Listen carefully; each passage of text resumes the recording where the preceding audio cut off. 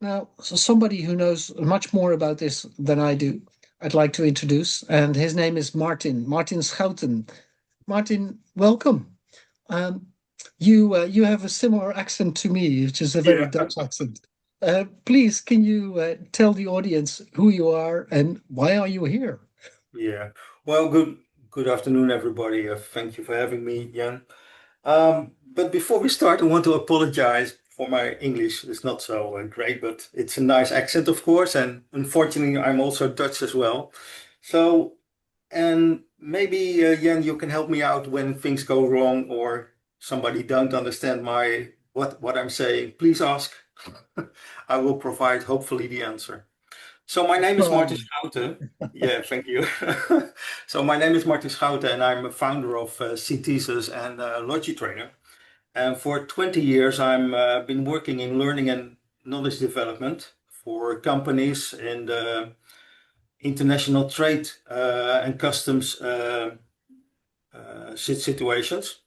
So and we provide support for teams who want to build lessons, courses, and so on, but also help them out what to do with it as well. But after a few years that we are doing that, we found out that learning is changing. It's changing not to have gaining knowledge, but most of the time is to apply that knowledge. And in most of the time, it's now often supported by AI as well. So that means that learning will be changed or will be changing, of course, and what to do with it.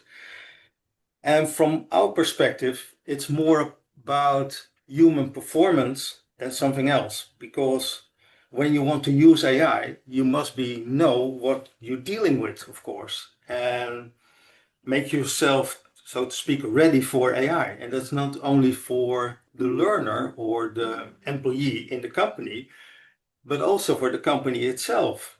What will the company do? And what is your role as a training of a learning provider? What will change for you as well? So that's more the focus of the company that we have now than basically making learning possibilities and so on. So it's more as a strategic support for companies, try to give them knowledge, try to give them the information that they need to make their own um, services and products more adaptive to the new age of AI. So that's in basically what we do.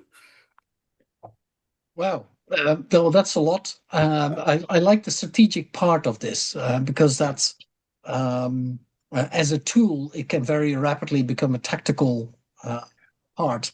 But most people, as I have been an example of that, start playing with the tool, but with no strategy behind it. And then very quickly we can all mess up, don't we? Yeah. Um, I have a question for you. What are the most common topics that specifically training businesses uh, will are using AI for?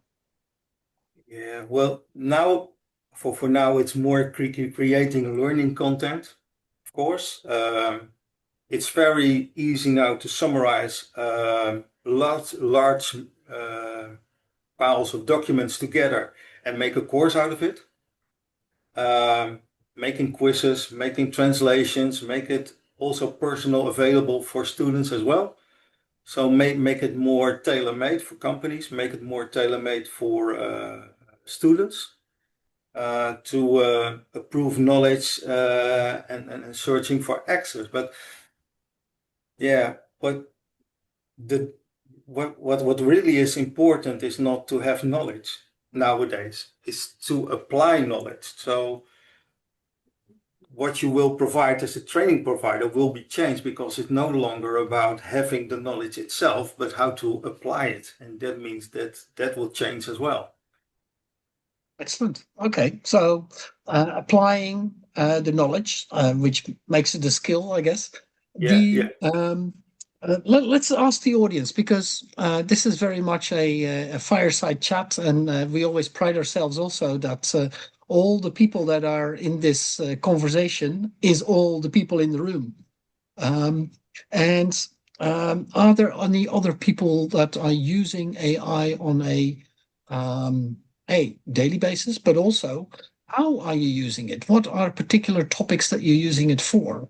You can put it in the chat, or if you want to raise your hand, you can also speak up and give us an example if you like.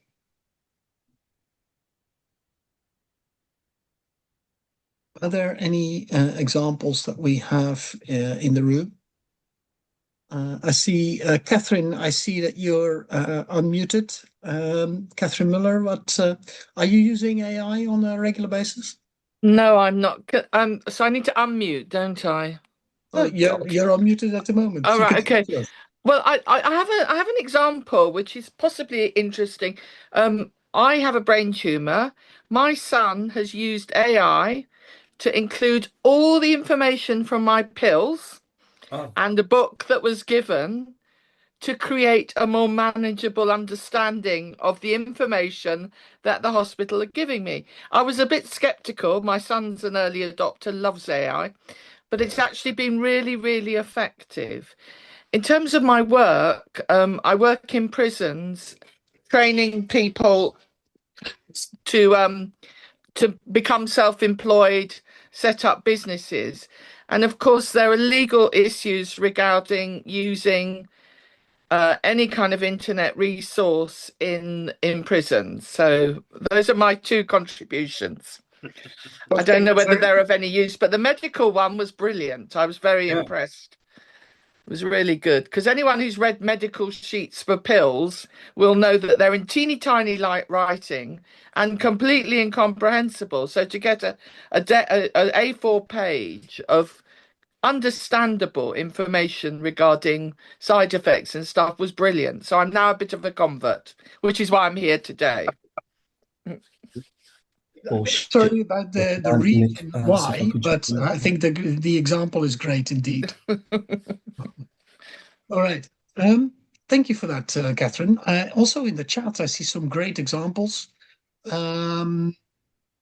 Somebody talked about music and video for marketing. Marketing, I think, is a very common way. Content creation and design thinking, great, of course, for training providers. Now, when we're talking about content creation, and this is an important part because AI for content creation can be a threat and an opportunity for training businesses. Martin, what is your experience with content creation? You've been creating e-learning, for example, in the past as well. Yeah.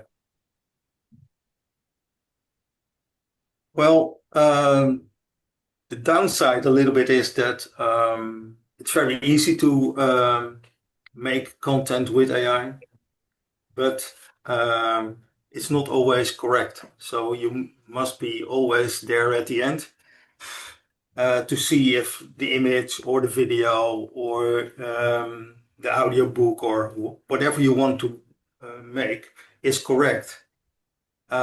So even though AI will make it for you, you need to check it. You need to check if everything is okay. The other thing is if you want to work with content creation with AI, it's better to use small scenes. Let's say you make a video, small scenes from the subjects that you want to make available for students to learn. And that's also a plus because then you can also change something very rapidly if in real life something changes as well. So one way, it's a very nice technology to have. Otherwise, it provides other kinds of work. So you need to know your subjects very well in regard to what AI will make of it, because it can be totally wrong. And that's a good point. But also, I was talking to Don Taylor. Don Taylor, another person in our industry who is quite well known in the L&D sector. And he always talks about beige content. I used to talk about the sausage machine that sometimes AI can be. But what we found is that both small training businesses, but also very large training businesses, and I mean hundreds of thousands of learners per year, were complaining about the flood of AI created content. And that's, of course, well, one element of it, that you get all this content. Some of it might be completely wrong or not compliant with particular rules in a country or industries. How do training providers combat that flood of content? Because what I used to sell for, let's say, £150 course now is for £2.99 is available or for free on the internet. Yeah. What can we do to combat that? Martin, any ideas? But I would also like to hear from other people in the chat. Hello. I would like to add a couple of things about AI because I'm a very heavy user of artificial intelligence for many, many years. Okay. Yeah. So, by background, I've done a master's in international project management as well as a master's in information technology. So I blend both of them, to use AI. So far as my experience is, like what people do not understand when they are using AI is you should have knowledge, background knowledge before asking anything to AI because AI will generate anything. If you write a single line, they will create a content or generate a response. If you give a whole idea or concept to AI, so then it will generate a response according to that. Whereas like my practice is, because I have good knowledge of a few industries. So when I generate I create the right prompt. So it's usually like 3 to 4 paragraph long. So I have to tell everything how he has to act, what sources he has to go through or scan, and everything, and what exactly I want from this prompt, so how they should generate the response. So that's where people miss the trick. They just say, okay, I want to build a kettle. So just tell me how to do it, and the person doesn't have any knowledge of electronics and this and that. So AI will generate anything what you want. But if you want to use it effectively, you should have, I wouldn't say you should be subject matter expert, but you should have a good knowledge in order to turn AI response into your use. And as Martin said correctly, there is when you see these AI generated content, and you see there are a lot of discrepancies in there, it's because the person it's a very funny story. Like most of the time when people send me something, they even themselves never read that response. You see? So like more and more. Yeah, it's a good point. Yeah. So people do not read because they get bored because AI is not something for faint hearted. You need to have a lot of patience, like 10, 12 response. And maybe after that, you will create something really useful. And when people are sending me their proposal for different things, so I've seen like they haven't read it as well. They just generate it to look nice. Like they use a very good sentence structures, very good English. But when you try to find out what exactly they want, you can't find out, So again, you have to ask them questions, and then you get to the point. So that's my whole point is like whenever you generate any response, first you should have a knowledge of what you are exactly asking from AI, or if you're just playing around, so that's fine. And secondly, whenever AI generate any response, you should read it meticulously, I would say, and then make amendments accordingly. Yeah, that's great advice. I'd like to bring in Mariam, and then after that, what is shown as the Hive. You might have a different name, but that will come up. First, Mariam. Hi, everyone. So this will be a very brief question for Mohammed, actually, because I really enjoyed your response. I don't know about you guys in the group, but then I always feel like AI is the ultimate yes man. That's what I like to call it. Anything that you put inside, it will find a way to make it work.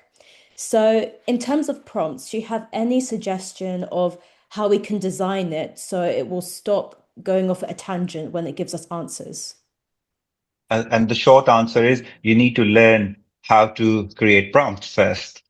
Mm. You see, so this is really important where people miss the point. They do not spend time on creating or crafting prompts, I would say. So you need to learn first. Even you can ask AI how to, craft or create effective prompts. So, at least you have to spend good 1-2 weeks on crafting response, and then you will generate the response of what you are looking exactly. I mean, according to your framework, if I use the project management language, so I always say, create a framework for the response, for the prompts, and then you get the desired response. Thank you for that. Thanks for your question, Mariam. Andrew Tilling. I think it's really building on what Mohammed was saying. I was working on a very complex project with multiple stakeholders in many cross-functional areas for a global organization. It took a lot of research. We had to absorb everything. So AI was great for that, right? Because we could do all the transcripts, get everything all together, create an analysis of this organization. And from there, I was able to build a very powerful model, which came together. I gave the guiding of those principles, but I was able to expand on the details of that model and real case studies based upon the research that we've done. All good so far, right? Then I worked to produce slides, again, with detail, extra content, resources, fantastic. And I got to that point where normally I'm done. I'm ready to go. I want to go out there and deliver. And realized my brain was basically blank, not because I didn't understand the material that I produced, but that my working process had changed. And the process of going through and building out those slides, working through all those connections together, building out those details meant that I didn't feel ready to go and enter into a room with high-level people to go and then train it and know that material. I could refer to the slide, but we all know that's not the game, right? That's not the job. What I did find useful to dig me out of that hole was Notebook LM, which I was able to upload those resources and also get it to refer to other content around and produce podcasts for me to listen to of my own content, which was remarkably powerful because it meant while I was doing my ironing of shirts and packing my bag to get on a long haul flight, I was getting this content revised in my head and building new connections that perhaps I hadn't seen. It kind of gave me an opportunity to really kind of converse and interact with that data. So I want to say, yes, it feels like a time saver. I would say it's much more of a time enhancer. You still need to do the work to become the trainer that you are. Very good. Thank you for that. Thank you for the contribution, Andrew. I will come back to you, Dom, Annette, Ruben, etc. But I would like to ask Martin one more question before. So I will come back to you. But Martin, we're talking about AI and where it is today. But do you have a view of how it will develop in the next 12 months? Now, I'm not asking you for a crystal ball, but what I am asking for is how will the current state be more implemented in businesses? Do you have an idea on that? Yeah. Let's say the technical side of AI will go further and further. It's now possible that AI generate pixel by pixel like a game. So fast is AI. But it's more about what we can do from a human perspective. So human performance will be more in demand to use AI in companies or to use AI in learning. So the technical side of AI will develop more and more. And also, if you see like agentic AI, it will go further and further. AI agents can work better together, but we need to make some kind of course for people who can work with that. And there are many ways, and like you from Andrew as well, AI is also a very nice teacher as well. So it can look at what you say or what you do or your work and can give you more views how to work with it. So you learn from it. Learning is also about teaching others as well. So there are many aspects on AI that we still not use or still not aware of. So that's the future from my part, I think, to make people more aware how to use AI. So that's my future, not a technical one, but more, yeah, a human performance one, so to speak. We're going to And come what I, back on that, on the learning how to use AI as well. yeah, from my personal experience, because AI is a very nice technology to have, and I'm really a self-learned person. So AI is very addictive for me as well, because every time it learns me something more. And after a few times that I was working with AI, um, I was tired, very tired. I couldn't comprehend anymore what AI give me because the quality of AI can be so high and you need to digest it yourself as well to make it better. So after a while, I was so tired and I didn't know what's happening, but that's also a danger of using AI as well. So the workload will be heavier, if can be heavier. So I call it cognitive swamp, so to speak. Yeah, you're going faster and faster every time, but it's so addictive to have new knowledge, to have new views as well. So that's also a very dangerous thing of AI as well. So we need to be aware of it. Keeping focused. I see a lot of questions coming up in the chat. For example, to talk about more about the tools. I do want to give the people who raise their hand also a chance to ask their questions. So let's start with Dom, and then Martin, I will come back to you in a minute about what tools people are using and for what. But first, Dom, please. Thank you. I am very fortunate that I actually work in the tech space, and I run tech DevOps apprenticeships.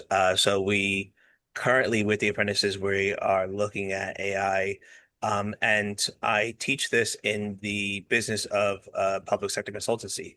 So it's a very interesting niche of how we want to use AI, but there's a lot of like concerns, privacy concerns, digital sovereignty concerns around this. I think one of the things that has helped me move from AI is terrible and destructive to it's not bad, but don't sell me snake oil is the idea about using agentic AI, and thinking more about rather than just asking AI a question about flying. You need to be very specific. It is a huge library, and if you ask it about flying, it might suggest you need bigger feathers, which is not what you want. But it might be, are you trying to build a flight? Are you trying to build a plane? Are you interested about velocity? Are you interested about flight routes? Are you interested about tickets? So it's thinking about creating an agent or building agents that are very good at particular niche areas and being able to work from that. I found is really helpful. To answer your question, Miriam, there's a bunch of frameworks that you can use. So there's actually a company called We Are Agentic that our company bought in for a tech session. That was kind of helpful. But there are different frameworks that you can use to help with the idea of like the ways of either you're using generating information or being very specific about what your outcomes or outputs are. So that can be really useful. With the apprentices that I've been working with, we've all come against of like, it's not very good. It's somewhat good for stuff, but in terms of coding practices and things like that, it's trying to be very helpful. And in the process, it just stumbles over itself. Cognitive fatigue is a very real thing with AI, and that's something to be very wary about. I think the practice is figuring out where is this, what is a complex thing that it can help me surface information from, and what might just be better as a search request. I think using it for everything can be very dangerous because it does take the innate knowledge you have out of your brain. but there can be some uses, but I think with caution. Okay, thank you for that. Thanks for Dom.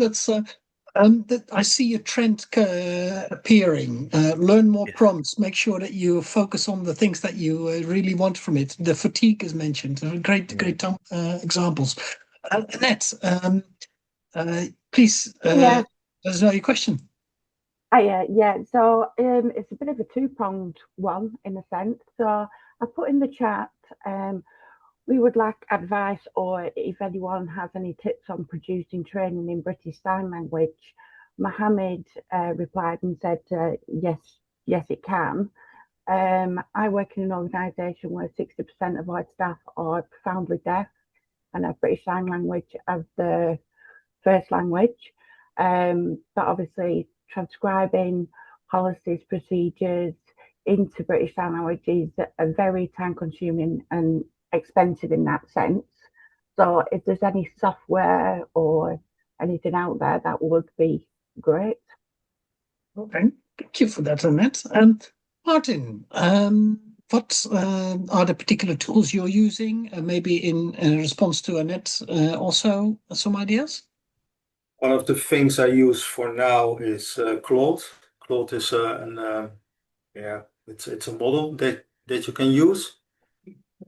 It's nice. It's also part of an AI agent as well, so you can use that as well on your desktop. But be aware of what you do, and that's basically the main thing. You need to know what AI can do or is capable of before you use it. So Did you say Claude? As in like Claude. Claude. Claude. Claude. Claud. Yeah. Yeah. Claude is in a gentleman. Yeah. Yes, I put it in the chat as a name for Right. you. You'll find it. Thank you. I'll have a look at that. It was referred to before that as well. It's quite popular at the moment. Of course, lots of people are using it. Wendy, what's your question? Right, thank you so much. I'm absorbing everything, and what I kind of get a sense of for everybody is that there's a lot of digital noise out there, and AI is so clever, and it's also part of a lot of digital noise. So I totally get the cognitive tiredness where you can get so overwhelmed with it. I've been a late adopter to AI, so using it in the last year. I work in real life high-end learning experiences, and I use AI as a thinking partner. I'm very key that AI can, if we let it, rewire our brain and stop the thinking, because we can just get it to do things. So I use it very, very specifically, and I'm really, really specific with the prompts. So even like I'll say, just in a nutshell, summarize this for me, and it would do it. But in terms of when I create content for my in real life experiences, I do the thinking. I'll share parts of it with it where I'm thinking I might be missing a trick here, and I'll use it like a critical partner, but I'll be very, very specific, and it's been really, really helpful. Where also it's been helpful, so I don't know if other people are finding this with as training providers, or maybe it doesn't matter what you do for a living. On some of my inboxes, my social media inboxes, specifically LinkedIn, I get so many ads, so many sponsored things, and it gets so unwieldy. So what I had done, and I use this as an experiment, is I replied to one very nicely saying, get to know me as a person first. So I spent a lot of time writing this, and I got immediately a very specific, nice response back from this person trying to sell me something. And I thought, oh, that's really nice. So I cut and pasted my other response into another one, and I got a similar response very, very quickly, very nice. And I thought, these two different people, but very similar, nice responses. So then I gave the whole thing, which I don't normally do, to AI. And I said, write me a nice response, but I want it to say thank you, but no thank you, but in a nice way. And so I did that for my 2 responses, and I got exactly nice responses coming through. So you can get what's happening here. AI was talking to AI. And, This is and getting more and more popular, Wendy. getting more popular by I thought I would share that. I'd share that one, but I also use it because coming from Essex, I have my natural accent is estuary, Cockney, and my mum said one day you're going to write like you speak, which is Cockney language, and people from different countries wouldn't understand it. So I do put my very rough written grammar through AI and say, please sharpen it up, but make it sound like me. And because I've worked with it enough now, it does make it sound like me. But as Mohammed and several others that you have said, I do make sure I check it. I don't just say that. So that's my take there. Don't let it replace your thinking. I love the example. Actually, my daughter used it to correct her. She was trying to learn German, and she was having AI correct her pronunciation. I thought it was a similar but a good example as well. Louis, please come in and ask us your question. Yeah, thanks, Jan. It was more of a to feed on, I guess. A lot of people are talking about using AI as the sparring partner or as a thought partner. I suppose something that we do internally quite heavily is actually, obviously, I don't know anyone who doesn't know Access Planet. Obviously, we partner with training providers similar to Iniskio as a supplier.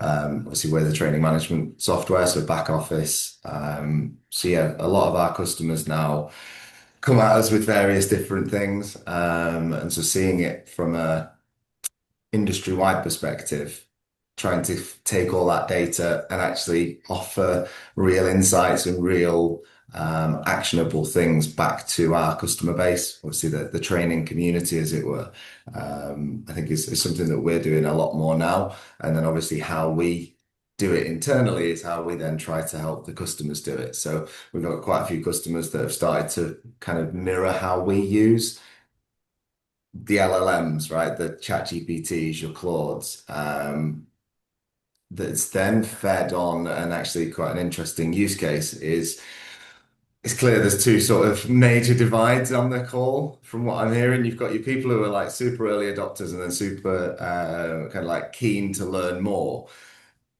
It's important to remember when people are talking about AI, you've got your agentic AI, which is the stuff that goes and does a thing for you. Copilot in Excel is a great example, right?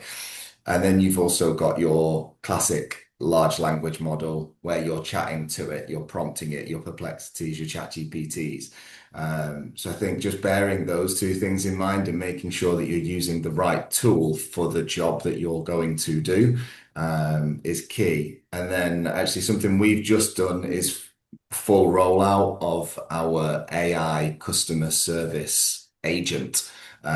So inside the platform 24/7, you've now got effectively an expert that can help you do anything. You've got all the AI features within the product, but you've obviously got the AI to actually take everything that we know about the system, and it's there at your fingertips in question form, and then it can hand off to the experts where not needed. That in itself as a use case is gold, and obviously not trying to pitch anybody. Obviously, this is just an AI chat, but doing that process and then actually the training of your agent is really the key. So when you're looking at rolling out, and I get this might be kind of, some of you might be there, some of you might not be, to build an agent and then train it is an ongoing process, to refine it. And then actually it will tell you, if you prompt it correctly, where its gaps are in its knowledge. So then you can start to get better and better at servicing your customers. Thank you for which that, is Louis. the next part Perfect. of our rollout. That's a great example because agentic AI is definitely part of that.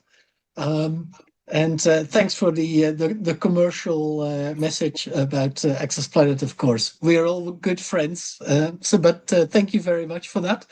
Thank you. if you want to see more about Louis and what they do, come to our conference. You'll see him there as well. With regards Absolutely, I love to, that. we're running out of time. Martin, Yeah. what is the one advice that you have to people on this call to do about or with AI? What should they do to learn more? Well, keep in mind that one day in the future, everybody will have the same technology. So everybody will have the best AI technology available. So what will be left for you to do? That's one thing. The other thing is being on the road to that future, we need to be critical in our thinking. We need to be very keen in what kind of resources we use. We can shut them from other resources. Now, if you go to a free AI like ChatGPT, it will connect to the whole internet, but you can also only connect to the content or the resources that you want. So the result will be better then. And if you are more aware of what AI can do, for example, prompting, but also looking at the context from topics that you have and what kind of thing you want to make with AI, that's very important. So your own critical thinking is key for the future, but also for the new generations as well.